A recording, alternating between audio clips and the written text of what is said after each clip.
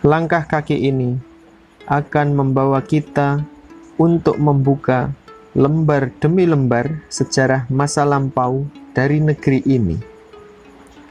Hari ini, saya akan memulainya dari kota tempat saya tinggal, yakni Kota Semarang.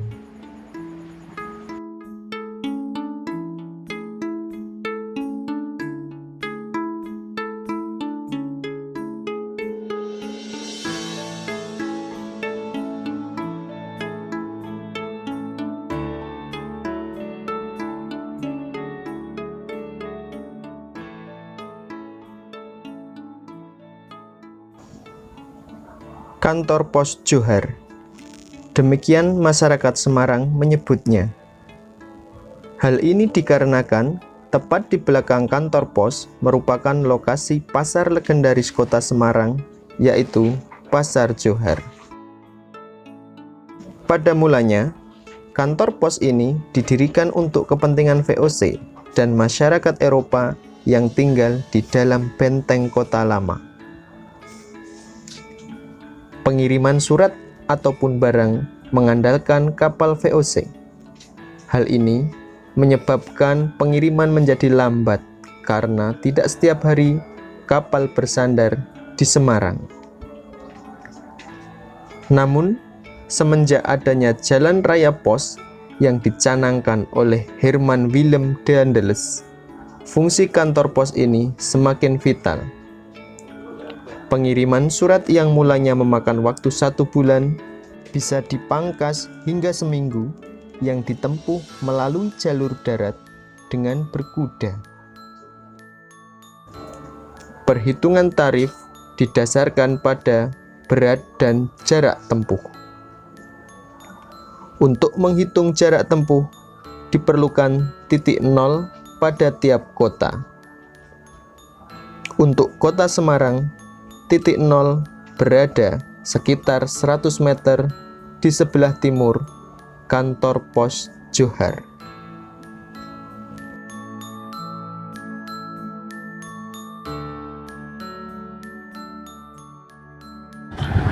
Saya akan memulai penjelajahan kota Semarang dari titik pusat yang menjadi landasan perhitungan jarak kota Semarang, yaitu titik 0 km yang tepat berada di belakang saya ini. Inilah Tugu 0 km kota Semarang, di mana kita bisa melihat di sisi kanan Tugu ini, di seberang jalan, itu adalah kantor pos kota Semarang yang didirikan di tahun 1750, 4 tahun setelah kantor pos di Batavia yang merupakan kantor pos pertama di Indonesia didirikan. Nah, kita bisa lihat lokasi ini sangat berdekatan dengan pintu masuk kota lama.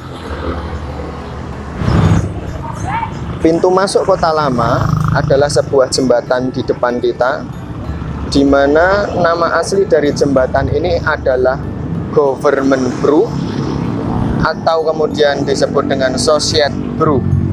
Namun lidah orang Jawa lebih terbiasa menyebut jembatan ini dengan nama Jembatan Berok. Sebelum menelusuri peradaban kota lama, mari kita awali video kali ini dengan membahas asal-usul nama Semarang.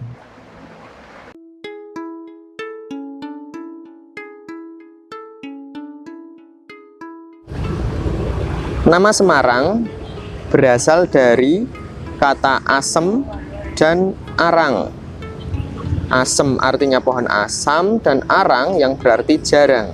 Nama ini adalah pemberian dari Ki Ageng Pandanaran, yaitu seorang putra dari Pangeran Kerajaan Demak yang menyebarkan Islam di daerah Pulau Tirang.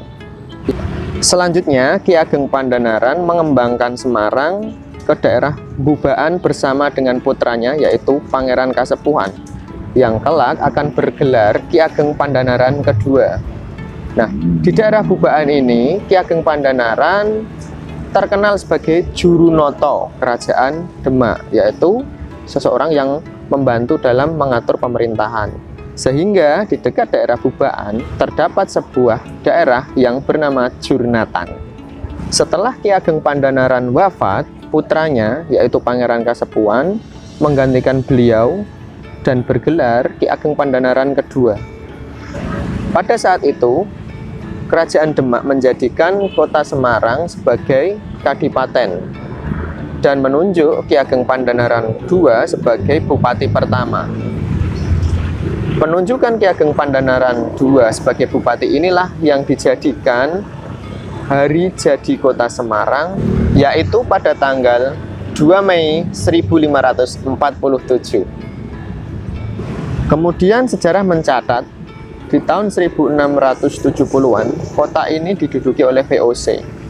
Hal ini berkaitan dengan adanya Perang Trunojoyo pada waktu itu, di mana raja dari Kerajaan Mataram, yakni Amangkurat I, yang tidak mampu mengatasi perlawanan dari Trunojoyo, sehingga membutuhkan bantuan dari VOC untuk menghadapi Trunojoyo. VOC menyanggupinya, namun dengan syarat dia meminta jaminan kota Semarang dan pesisir Pulau Jawa bagian utara lainnya. Kemudian Amangkurat I wafat dan digantikan oleh putranya Amangkurat II. Perang Trunojoyo belum berakhir. Setelah berhasil merebut Keraton Pleret, Trunojoyo justru kembali ke daerah asalnya, yaitu Madura. Dia hanya meninggalkan sebagian kecil pasukannya di Pleret.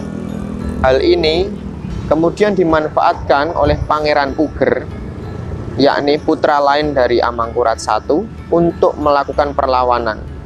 Pada akhirnya, Keraton Pleret berhasil ditaklukkan oleh Pangeran Puger.